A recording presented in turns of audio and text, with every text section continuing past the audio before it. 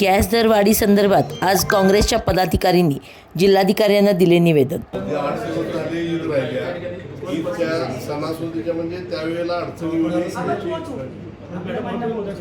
जे आता वाहनं रिक्षापेक्षा चालतात गॅसवर घरगुती गॅस एक रिफिलिंग करतात 2 नंबर व्यवसाय घरगुती गॅस रिक्षामध्ये मारतात कमर्शियल त्याचं प्रमाण मोठ्या प्रमाणात असं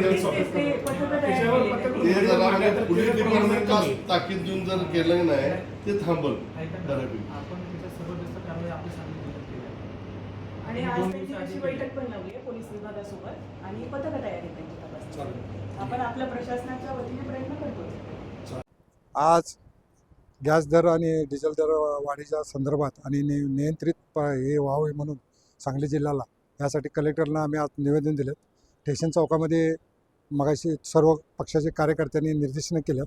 आता कलेक्टरना दिल्यात. कलेक्टरने लगेच पुरवठा अधिकाऱ्यांना बोलवून घेऊन त्याची सूचना दिलेल्या आहेत.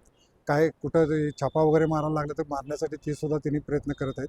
आणि आत्ता त्यांनी आम्हाला आश्वासित केलेलं आहे जर नाही झालं तर याच्यापुढे पूर्ण परत आम्ही तीव्र आंदोलन देऊ मागणार. गॅस दरवाढ याच्याबद्दल तीव्र आंदोलन छेडलेलं होतं. काँग्रेस पक्षाचे आमचे शहर जिल्हाध्यक्ष माननीय राजेदादा नाईक, तसेच विरोधी पक्षनेते मंगेश चव्हाण, आमचे नेते विश्वजित कदम व आमचे जिल्ह्याचे आदरणीय नेते खासदार माननीय विशालदादा पाटील यांच्या नेतृत्वाखाली आज गॅस दरवाढीबद्दल तीव्र आंदोलन छेडलं होतं. त्याला आम्ही आज आंदोलन झाल्यानंतर आम्ही आज जिल्हाधिकारी साहेबांची भेट घेतली व त्यांना आम्ही काँग्रेस पक्षातर्फे निवेदन दिलं व येणाऱ्या काळामध्ये सणवार आहेत तर सणवारामध्ये कुठल्याही लोकांना त्रास होऊ नये दरवाढीचा आम्ही जाहीर निषेध केला. तसेच या भाजप सरकारने ज्या खोटे बोलून या सरकारवर आलेले आहेत त्या पण भाजप सरकारचा निषेध केलेला आहे. तसेच काँग्रेस पक्षातर्फे आज जे आंदोलन झालं त्याच्याबद्दल निषेध निवेदन जिल्हाधिकाऱ्यांना दिलेलं आहे. आमचे नेते आमदार विश्वजित कदम, खासदार विशालदादा पाटील यांच्या सूचनेनुसार आमच्या सांगली शहर जिल्हाध्यक्ष राजेश नाईक यांच्या नेतृत्वाखाली शहरातील सर्व नगरसेवक पदाधिकारी काँग्रेस पक्षाचे आज आम्ही स्टेशन रोडमध्ये एक जोरात आंदोलन केलो.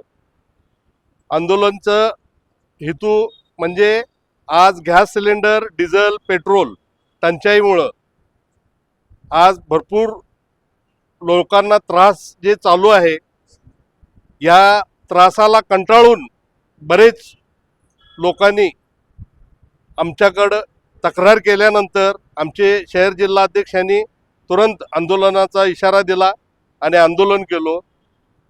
गॅसच्या टंचाईमुळं मुस्लिम समाजाच्या ईद अवधी 8 दिवस राहिली आहे तर आजपासूनच गॅसची टंचाई जाणवत आहे आणि गॅस मिळणं कठीण झालं आहे.